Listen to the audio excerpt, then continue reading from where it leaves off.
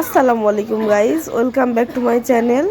আপনারা সবাই কেমন আছেন? আশা করি ভালো আছেন। আলহামদুলিল্লাহ, আমিও ভালো আছি।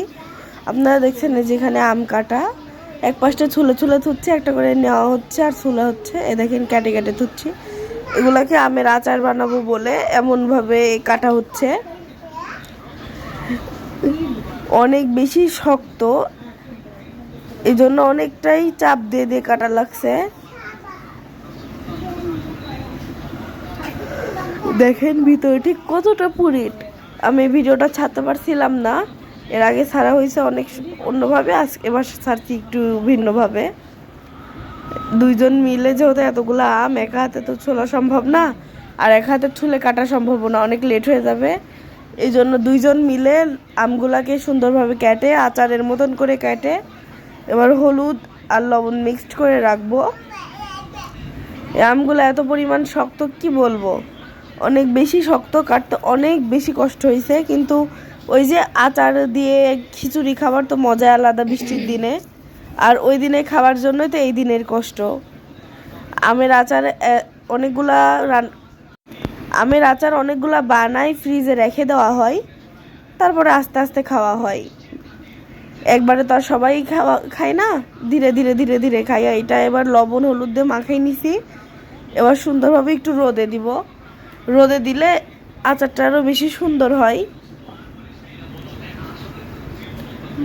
দেখেন কি সুন্দরভাবে মাখাই নিচ্ছি। যদি ভালো লাগে এভাবে মাখাই নিতে পারেন, আমি এভাবেই আচারটা বানাই।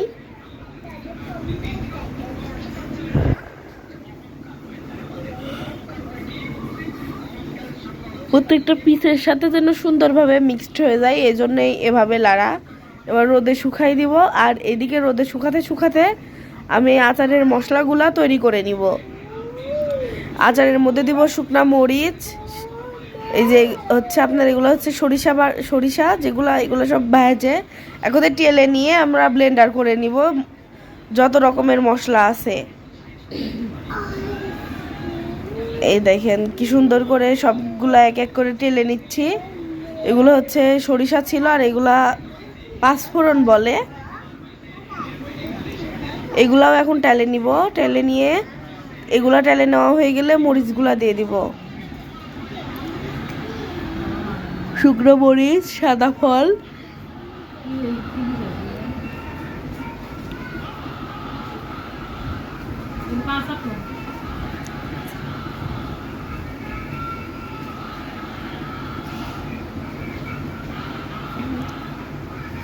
আপনাদের সাথে কথা বলতে বলতে দেখেন আমার এই যে এটাও টেলে নেওয়া হয়ে গেছে। এটা টালতে একটু বেশি সময় লাগলো। আর আচারটা সবসময় খড়ির চুলায় করলে স্বাদ বেশি হয়, মুরব্বিরা বলে। এই জন্য আপনার হচ্ছে গ্যাসও সাশ্রয় হবে, আবার সাথে সাথে আচারের স্বাদটাও বাড়বে। এই জন্য হচ্ছে আপনার খড়ির চুলাতে করা। এই দেখেন এবার মরিচগুলো টেলে নিচ্ছি, এবার সবগুলো সুন্দরভাবে ব্লেন্ডার করে নিব।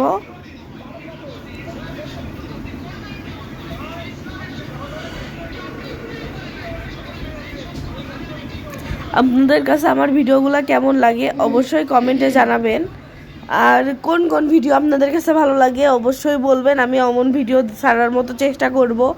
আর কিসের কিসের রেসিপি চান অবশ্যই কমেন্টে জানাবেন, তাহলে আমি ওইগুলো দেওয়ার চেষ্টা করব। আমরা যেহেতু নতুন, অবশ্যই আমাদের সাবস্ক্রাইব করবেন আমার চ্যানেলটাকে, আর যে ফলো দিবে আমরাও তাকে ফলো ব্যাক করব অবশ্যই অবশ্যই।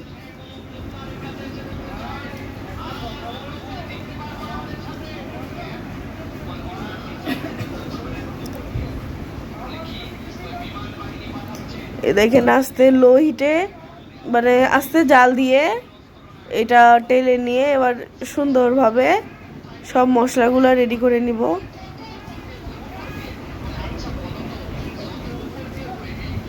এবার দিয়ে দিব হচ্ছে আপনার সাদা ফল, আর সাথে চলা, যেটাকে দারুচিনি বলে। এবার সবগুলাকে ব্লেন্ডার করে নিব।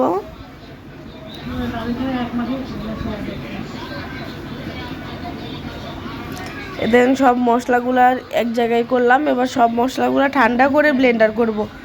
এই দেখেন আমার আচার, এই মশলা এবার দিয়ে দিলাম। এবার নাড়বো অনেকক্ষণ ধরে, যতক্ষণ অবধি কালো হয় না। পুরোপুরি তো দেখাইতে পারলাম না, যতটুকু দেখাইছি। অবশ্যই যদি ভিডিওটা ভালো লাগে আর আপনাদের কাছে যদি ভালো লাগে অবশ্যই রেসিপিটা ফলো করতে পারেন। আর ভিডিওটা ভালো লাগলে অবশ্যই চ্যানেলটাকে সাবস্ক্রাইব করে দিবেন।